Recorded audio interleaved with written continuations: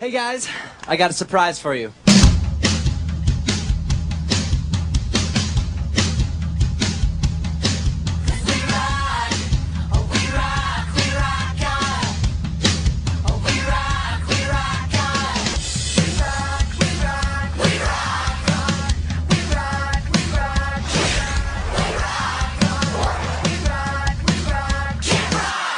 Rock on!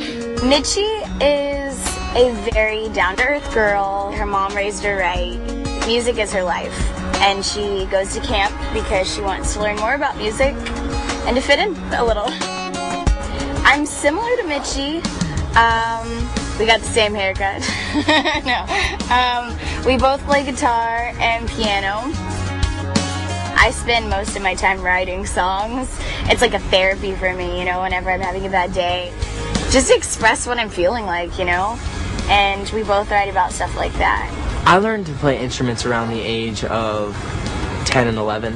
I started playing a piano first and then moved over to the guitar, and my dad's a great teacher. Every time I think I'm closer to the heart of what it means to know just who I am, I think I finally found a better place to start.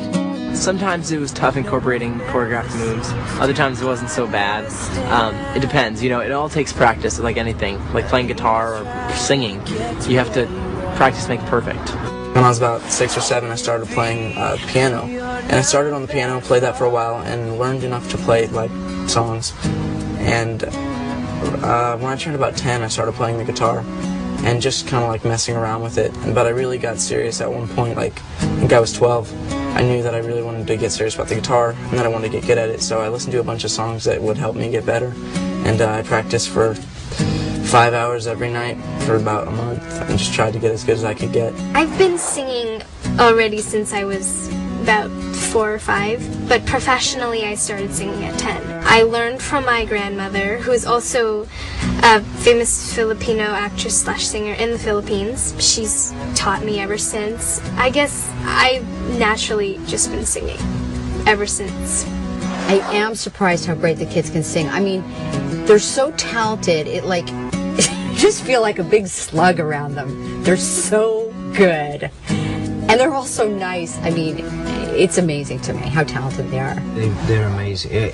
When I met the kids at the read-through, and a few of the guys, Roshan and Giovanni and Jordan, were just rehearsing a little number, and you know, I started to hear some of the tracks, and then some of the girls started to sing their own, you know, solos, and I went, oh my goodness, these kids are unbelievable.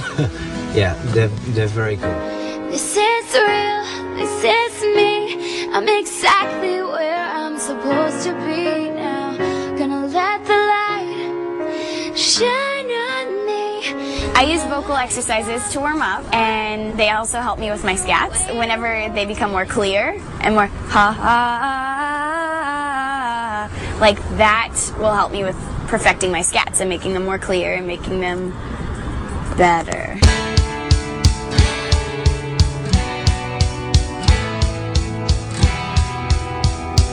I'm really weird when it comes to recording. I don't really do too much like vocal exercises before I go into the studio. So the whole day up until that point when we record vocals, I'll be singing the song, so it's pretty much already warm. But one thing that I do that's really weird that most people don't do because they think like dairy's bad for the voice is I eat chocolate right before I sing, and it makes it all like good. I sing great. It's hilarious. It's true.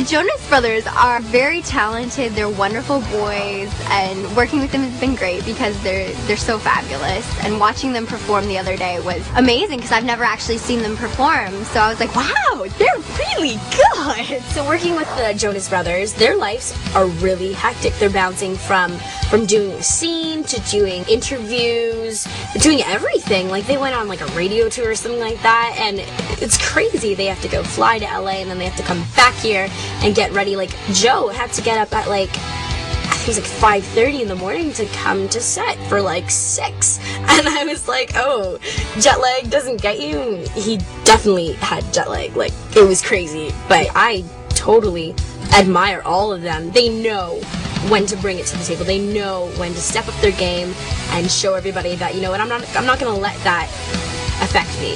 I'm not going to let that. I'm just going to come here and do my best. I think people think that, you know, being a musician, being a performer can be a little harder than it actually is. And, you know, I find that once you get into the groove of doing it, like, over and over again, it just kind of comes and you just get it. But when you take a break for a really long time and try to come back to it, it might be a little hard. But I find that, you know, for me, performing and being a musician, being in the studio, recording, and doing all that is so much fun. It's my, you know, it's my passion. I love to do it. And it's the same thing with acting. Like, if you kind of like go away from it for a little while and don't do it, just try to come back in the groove and like just do a scene out of nowhere is kind of like a little difficult. So I think you always kind of take your time to get into the groove again and get into it, and then it'll all just be great. Hello? Hey, buddy, how's my birdhouse coming? Jason, sorry, it's not my fault you didn't ask me to make you anything. I didn't want anything. Well, I wanted a birdhouse. And what do you need a birdhouse for? Because I wanted to see more birds in my... Guys. Sorry. I guess being a performer is, of course, pleasing the crowd. And not necessarily having the best talent, but just having that charm and edge. I really think everyone in this movie is a performer slash dancer slash singer slash everything a performer does. I mean, this movie and the cast was perfectly casted, and I really don't think anyone is just a performer and just a